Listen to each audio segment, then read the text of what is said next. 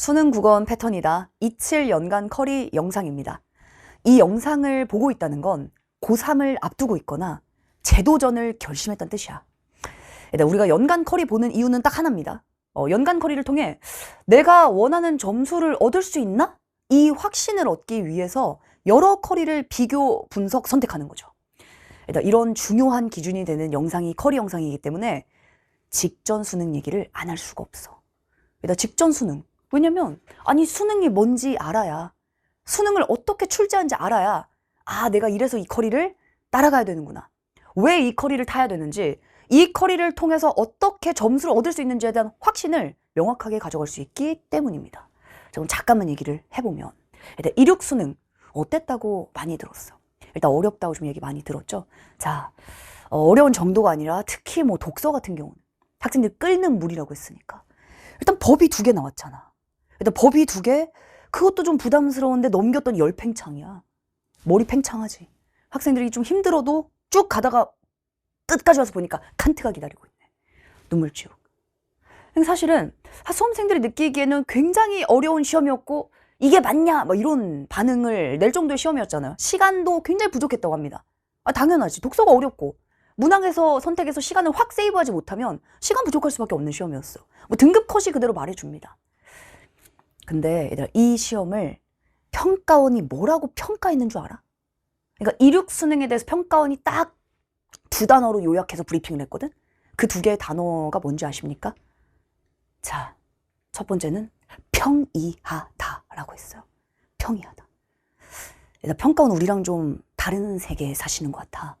아마도 이렇게 대성 모델 차은우 보면서도 평이하군 이러실 거야. 일단 평이하다. 평이하다고 말한 근데 이유가 있다는 거 알아요? 왜 평이하다 말했는 줄 알아? 왜 적정 난이도인 줄 아니? 아니, 그동안 내던 출제 방식, 출제 경향, 선택지 정보 바뀐 게 하나도 없잖아. 그러니까 평이하지 라고 했단 말이야. 이거 굉장히 중요한 부분입니다, 이게. 우리가 지금부터 공부할 수능, 27 수능이 중요하잖아, 우리한테. 27 수능 누가 내? 이분들이 내신다고. 이분들이 바라볼 때, 아니야, 그동안 내던 기출과 하나도 다를 게 없는데 뭐가 안 평이하냐 이러잖아요. 그렇다면 얘들 뭡니까? 우리가 공부해야 될 포인트는 바로 이 일관된 출제 방식과 그 사고의 패턴, 늘 똑같이 냈다고 하는 지문의 중요 정보, 선택지 속에 있는 자격 있는 정보를 학습하는 게 1년의 수능 학습의 방향이 당연히 되어야 합니다. 그렇지 않습니까? 자, 그래서 이제 실제로 법지문을 예를 들어 얘들아 보시면, 자, 요거 쌤이 이제 총평해서, 이거 사실 수업 때 할 얘기죠.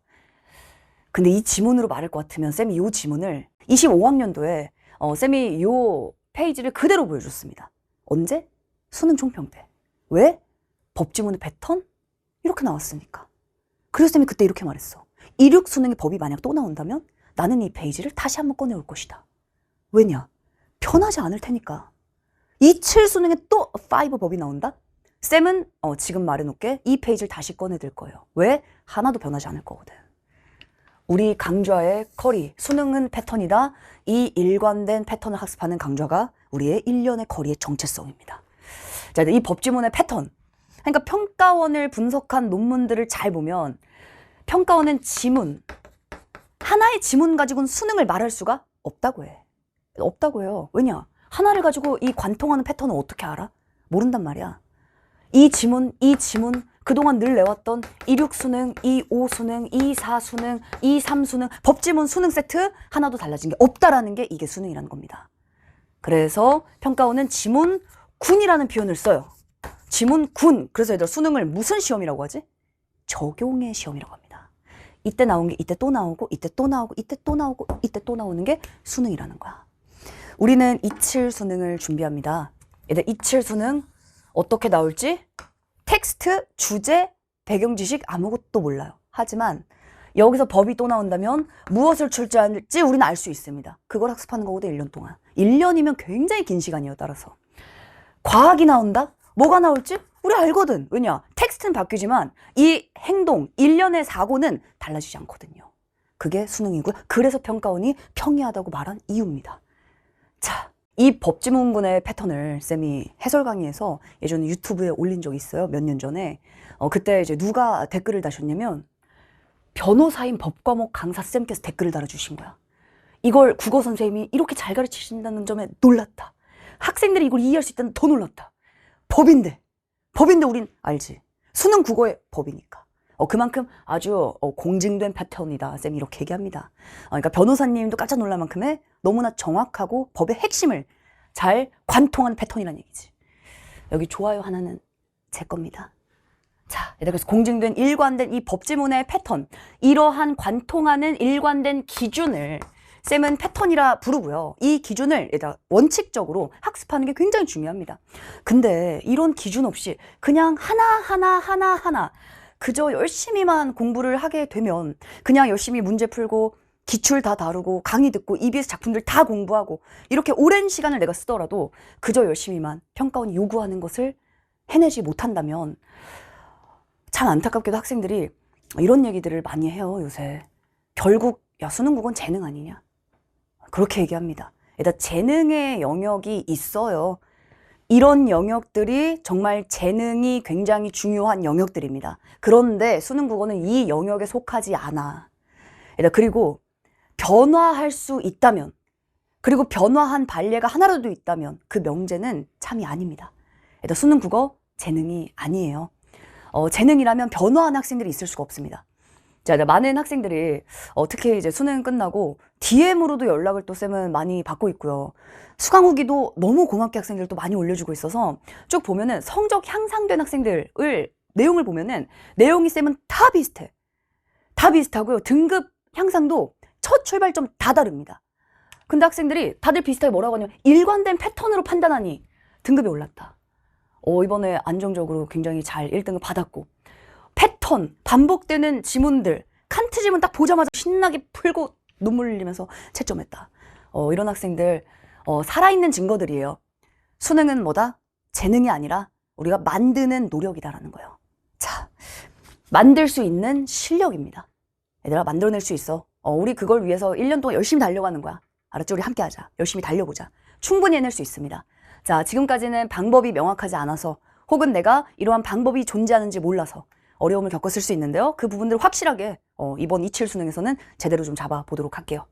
우리가 나아가야 할 방향은 재능이 아니라 적용입니다. 일단 수능이 적용의 시험이다라는 걸 가장 잘 보여주는, 수능의 특징을 잘 보여준 요소들은 수능을 분석한 논문과 단행본 안에 굉장히 많이 들어있어요. 쌤도 몇 년 동안 이 논문과 단행본들을 살펴보면서 쌤이 가장 놀랐던 키워드가 뭐였냐면 바로 이거예요. 내신과 수능의 완벽한 차이입니다. 학습 방법의 차이를 얘기하는 거야. 자, 우리에게 익숙한 시험 사실 내신이거든. 내신식 사고에 익숙하다고요, 우리는. 하나의 지문들, 하나의 작품들 깊이 있게 열심히 공부하고 이해하고 받아들이고 끝내고, 이 방식이 사실 우리 익숙하고요. 이걸 알면 확인해서 시험 보는 게 내신이었거든. 근데 수능은 말이다, 분명히 이렇게 적혀 있어. 수능은 적용의 시험이고요. 심지어는 예측의 시험이라고 합니다. 예측. 근데 예측이라는 건 뭐 우리가 돗자리 까는 것도 아니고 그런 예측이 아니라는 거야. 아주 논리적인 예측이죠. 왜냐면 반복되기 때문에 충분히 이런 것들을 출제하겠구나. 고전 시가 그 중에서 유배가사야 이렇게 나오겠구나. 강호 시가 이렇게 읽어야지. 이 부분이 예측이라고. 이게 그러한 예측, 처음 보는 작품 및 지문에 대한 이 응용의 사고, 이 사고가 반복되는 게 이게 수능이라는 거야. 자, 그래서 우리가 보통 공부할 때 수능 국어 공부하자, 지문이든 작품이든 이 하나를 굉장히 깊이 있게 아주 완벽하게 이해하고 이걸 다음번에 연결하는 방식 없이 개별적으로 이 탄탄한 이해들이 사실은 1년 동안에 굉장히 여러 번 누적되고 반복되었을 때 누군가는 거기서 감을 잡는 사람이 있겠지. 하지만 누군가는 그걸 반복해도 이 관통하는, 연결하는 패턴이 머리에 정확하게 잡혀있지 않다면 새로운 지문에 적용하지 못합니다. 근데 수능은 분명히 새로운 지문에 적용하게 하는 시험이에요. 그러니까 우리의 사고는 이 하나하나의 텍스트에서 끝나면 안 된다는 거야. 하나의 법지문, 이번 27 끝나니까 칸트 이제 열심히 할 거 아니에요. 우리가 27을 대비하면서 칸트 하겠죠. 칸트에 대해서 이제 칸트 알았다, 의미가 없다는 거야. 칸트는 다시 나오지 않지. 비트겐슈타인 나오겠지. 수두룩 빽빽 기다리고 계시지. 그분들 중에 누가 나올지 몰라요. 내용은 다 바뀝니다. 그러나 인문 지문에서 무엇을 출제할지, 어떤 사고를 요구하는지 그게 반복된다는 거야. 그래서 수능이 적용의 시험이죠. 그래서 인문 지문, 군이라고 합니다. 전체 지문 군을 묶었을 때 수능이라는 게 나오기 때문이야. 그래서 우리가 기출을 몇 달 동안 공부하는 겁니다. 이 화살표를 공부하는 거예요, 기출에서. 얘들아, 근데 더 중요한 게 하나가 더 있다? 우리는 보통 지문을 완벽하게 공부하자. 근데 수능에서 정말 중요한 건 사실은 선지 판단 아닙니까? 얘들아, 지문을 읽고 작품을 읽고 답이 이거야. 이게 핵심이거든? 근데 그 선지 판단의 그 핵심, 이것조차도 선택지에 자격 있는 정보라는 이 선택지 개념의 구성이 반복된다는 얘기예요. 일단 지문의 흐름만 반복되는 게 아니에요. 선택지의 출제 요소도 반복됩니다. 우리가 그런 걸 바로 출제 포인트라 말하지. 출제 포인트. 일단 출제 포인트가 뭐야? 그걸 대답할 수 없다면 수능을 공부한 게 아니라는 거예요. 아직 공부 안 했다고? 오케이, 인정. 근데 수능이 끝나고도 출제 포인트를 대답하지 못할 수 있다고. 그래서 우리의 1년의 학습의 방향을 잘 설정하고 설계하는 게 굉장히 중요합니다. 수능식으로요. 자, 얘들 예측을 위한 기출 학습법. 자, 반복이 차이를 만드는 거야. 그래서 쌤은 보통 수업 때 이런 구호들 많이 외친다. 지문 하나, 작품 하나 의미 없다. 작품 100개의 기준 찾자. 이렇게 얘기합니다. 미용실 가게 될 거야. 이제 대학 가면. 미용실 가면 이제 보통 이렇게 해주세요. 쌤 같은 경우는 사진 보여드리고 이렇게 스타일 해주세요 하거든. 그럼 이제 거기서 뭐라고 하실까? 손님, 이건 송혜교예요. 이렇게 하셔요. 맞는 말이지. 본질은 바뀌지 않는다. 머리 스타일만 바뀔 뿐. 일단 평가원 뭐라고 하겠어? 손님, 이건 평가원이에요. 본질은 바뀌지 않는다 이겁니다. 그 본질에 집중해야지 끊임없이 변화하는 스타일에 집중하면 안 된다는 거야. 오케이 말이? 자, 그래서 이제 우리의 학습의 방향과 정체성은 좀 잡혔을 것 같아요. 우리는 이 지문의 주제군을 관통하는, 작품의 갈래군을 관통하는 방식이 우리 학습의, 우리 강좌의 전체 커리의 정체성입니다. 자, 따라서 수능은 내용 이해에서 그냥 끝나는 시험이 결코 아니라 그 전체 내용들을 관통하는 명확한 독해 패턴과 선지 출제 패턴을 적용하고 반복하는 시험입니다. 적용하고 반복하는 시험이에요. 수능 시험을 겪어본 선배들은 비슷한 얘기를 합니다. 일단 이 친구 같은 경우도 2사 수능 때가 또 불수능이었거든. 그때가 이제 전 과목에서 이 친구 딱 2개 틀렸어요. 그리고 이제 서울대학교 의대를 이제 바로 현역으로 들어갔던 친구지. 근데 이 친구의 고민이 처음에 뭐였었냐면, 모호하고 명확하지 못하고 내가 감으로 맞히는 것 같다라는 그 불안감이 있었단 말이야. 근데 이제 강의를 현장에서 들었던 친구인데 강의를 듣고 논리적인 근거를 가지고 답을 낼 수 있었다. 자, 이 답을 어떻게 낼 수 있었냐? 어떤 지문을 보더라도 평가원 기출 학습할 때랑 유사한 느낌을 받을 수 있었다. 이게 무슨 얘기겠어? 어떤 기출을 보더라도, 어떤 지문 보더라도 똑같은 느낌을 받아야 된다는 얘기예요. 새로운 문제를 봤을 때 알고 있던 걸 써먹을 것인가 생각하는 게 실제 시험에서 가장 중요하다. 이게 뭐란 얘기야? 이게 수능은 적용의 시험이란 얘기예요. 결국은 우리는 새로운 지문을 만나게 되겠지만 우리의 행동은 뭐다? 변치 않는다. 그 변하지 않는 내가 1년 동안 탄탄하게 만들어 온 그 사고를 새로운 텍스트에 그대로 적용하는 시험이 바로 수능이라는 얘기입니다. 자, 그 탄탄한 사고를 만들어 갈 이제 커리에 대한 소개를 할 때가 됐지. 자, 그렇게 한번 들어가 보도록 하겠습니다. 그래서 우리 수능 국어의 본질은 딱 2개의 축을 가지고 있습니다. 독해 패턴과 선지의 자격 있는 패턴이에요. 그래서 결론 어떻게 될 것인가, 이 강의를 듣고 나면 예측이 가능하다는 느낌을 받게 되실 겁니다. 그 예측을 통해 올해 27 수능도 똑같이 예측하고 동일한 행동 사고를 통해 수능에서의 점수를 만들어내는 커리가 쌤의 수능은 패턴이다 27학년도 커리라고 보시면 되겠습니다. 그래서 일관된 패턴이 곧 생각을 이끄는 거야. 생각은 언제든지 변할 수 있어요. 근데 그 생각을 붙잡는 건 반복적인 패턴과 행동이라고. 자, 기출 작품군을, 지문군을 관통하는 일관된 행동과 선택지에 자격 있는 이 반복적인 정보들, 텍스트는 바뀌지만 우리가 알고 있던 걸 써먹는 그 행동 사고는 바뀌지 않습니다. 그 내용들을 탄탄하게 학습해보자. 자, 올해 인강의 커리가 이제 총 교재가 한 30종 정도에 가까운 이제 굉장히 탄탄한 커리를 자랑하고 있습니다. 자, 총 4단계로 흘러가는데 우리가 겨울방학 때 이제 평가원의 사고, 패턴의 기본을 만드는 패턴의 핵심을 학습하게 될 거고요. 그리고 6평 대비, 9평 대비, 그리고 파이널, 그리고 연계 강의, 이렇게 강좌가 크게 일단 구성이 되어 있습니다. 자, 전체적인 이제 흐름이나 시간은 이렇게 구성이 되어 있습니다. 자, 일단 하나씩 쌤이 좀 설명을 하도록 할게요. 자, 일단 독해 패턴과 선지 패턴 크게는 두 가지의 축이 쌤 강좌의 특징이라 보시면 되는데, 자, 독해 패턴 요런 강좌들이 있고요. 선지 패턴 요런 강좌들과 연계 그리고 집중 강화하는 공략 강좌들이 있습니다. 하나씩 좀 보도록 할게.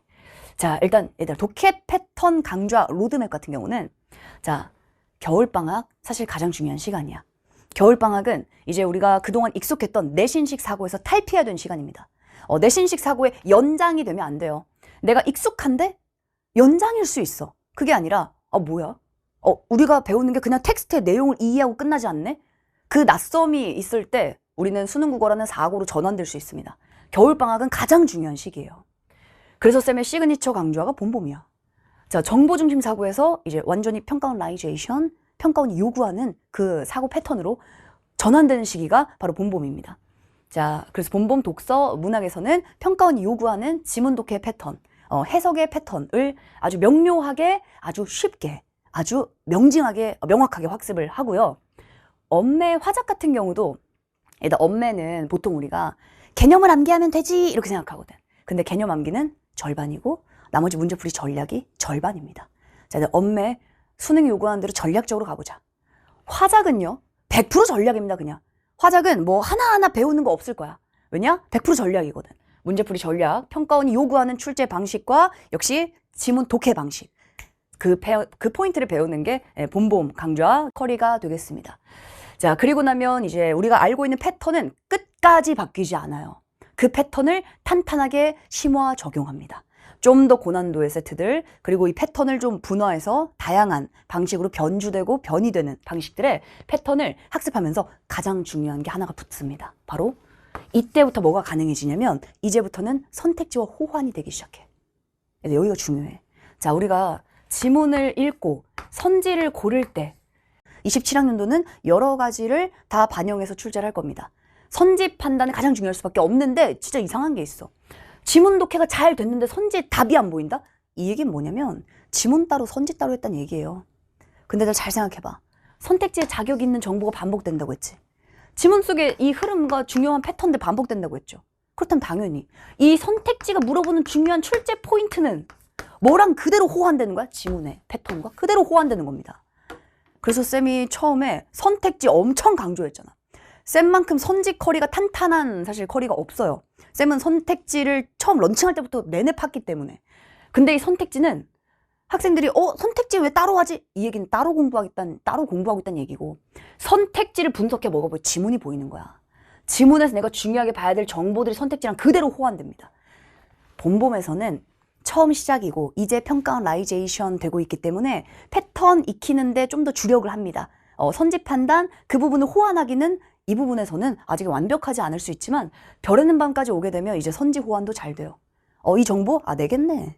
이 정보? 출제하지. 함정 보이기 시작해. 이 선택지 정보? 이거 내가 왜 뭘 놓쳤는지 알게 된다고 본인이. 그냥 해설 보고 배우고 교정하고 강의 듣고 감동받고 회개하고 그게 아니라 내가 보고 내가 지금 주체 역할을 놓쳤네?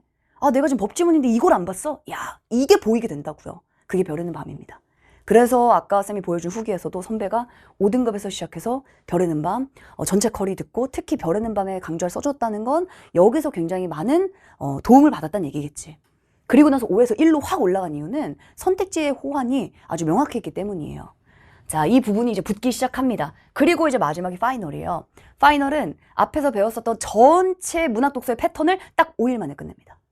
근데 파이널 이후에 이제 쌤이 이 OT에서 또 하나하나 자세히 또 이후엔 설명하겠지만 요 패턴 강좌는 5일 만에 압축 정리를 한다고 수능 국어를? 왜? 우리는 이 화살표를 공부하니까 압축 정리가 다 되지. 다 가능합니다. 심지어 이 당시 후기 중에 가장 많은 후기들이 뭐였냐면, 자, 이후에 구평 이후에 유입된 학생들이 많이 있었는데 그 친구들이 내가 진짜 몇 달 동안 공부했던 모든 게 한 차시에 다 들어있다 이렇게 말할 정도였어요.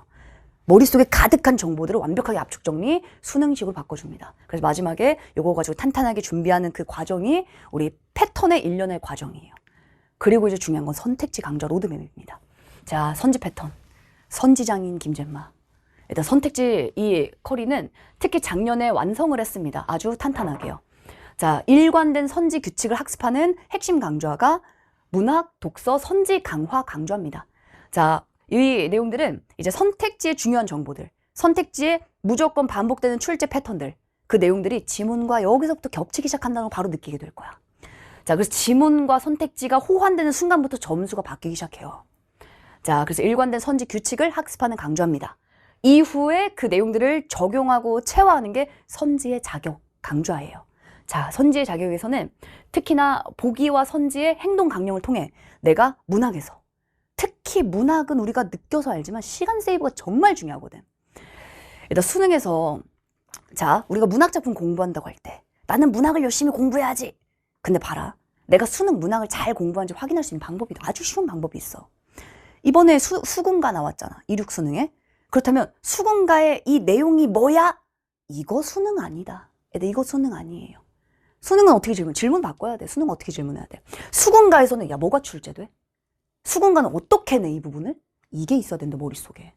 그 보기와 선택지의 행동 강령들을 잡아주는 게 선지의 자격 강좌입니다. 자, 그리고 파이널 실전에서는 이 강좌 작년에 학생들이 정말 많은 도움받았다고 얘기를 굉장히 많이 했어요. 최종 선지 둘 중 하나. 특히 늘 문학은 두 개 중에 하나가 헷갈리거든. 아, 얘로 갈까 얘로 갈까 고민되는데 항상 휘청휘청하거든. 그 부분들을 제대로 잡아주는 강좌입니다. 최종 선지 둘 중 하나는 딱 50제를 통해서 문학의 전체 갈래들, 함정을 피하는 방법들, 우리들 머릿속에 이게 왜 함정이었지까지 다 보여주는 강좌야. 그래서 완전히 선택지를 해체해서 명확하게 컴사가 정답으로만 가게끔 만들어주는 마지막 파이널 실전 강좌입니다. 이렇게 선택지의 커리는 구성이 되어 있어요. 취약 파트를 집중 공략하는 강좌가 또 따로 있다고 했지? 자, 바로 문학과 독서 강화인데요. 약점을 완벽하게 자신감으로 바꿔줄게. 이거는 후기만 봐도 학생들이 가장 취약했는데 효자가 됐어요. 이런 얘기를 진짜 많이 합니다. 자, 특히 문학 강화는 고전시가 고전산문, 현대산문, 현대시 아까 얘기했던 것처럼 고전산문, 이 작품은 무슨 내용일까? 이게 아니라는 거야. 이 작품 뭐 출제하냐고. 애정시가 뭐가 출제됐는데, 애정, 소설 뭘 출제해 왔는데 그동안 평가원이 늘상 이걸 잡으셔야 돼요. 그러니까 그거 잡는 시간 10일밖에 안 된다는 겁니다. 그래서 우리가 총 5챕터를 통해서 자 10일 동안 10차시 동안 완성하는 강좌가 문학 강화고요. 독서 강화입니다. 그래서 이제 쌤의 커리의 이제 내용들은 대다수가 목적성이 다 명확해. 그렇기 때문에 학생들이 선택해서도 많이 듣고요. 이 강좌들도 내가 다 들을 필요 없습니다. 취약한 부분만 제대로 보완하면 점수가 바로 바뀌어요, 얘들아. 나의 등급을 맞추기 위해 많은 시간과 노력들을 허투루 쓰지 마세요. 내가 가장 필요해하는 부분들, 그런 부분을 집중 공략하는 거야. 우리가 수능 국어만 공부한 게 아니잖아. 우리는 나머지 과목들 할 게 얼마나 많아. 그러니까 최대한 시간을 세이브하면서 학습의 효율은 극대화시키는 게 그게 효율적인 학습이에요. 수능 국어는 효율적이고 전략적으로 하셔야 됩니다. 그리고 패턴을 적용하고 체화하는 체화서를 만들었어요. 왜냐하면 이 부분은 학생들의 그 건의가 굉장히 많았습니다. 학생들이 쌤, 봄봄 강좌, 쌤 겨울방학 봄봄 강좌가 차시가 10개, 16개밖에 안 되거든? 그러니까 학생들이 패턴은 명확하게 학습했어. 이 부분을 쌤 저 적용하고 싶습니다. 연습하고 싶어요. 그 건의가 많아서 만든 체화서입니다.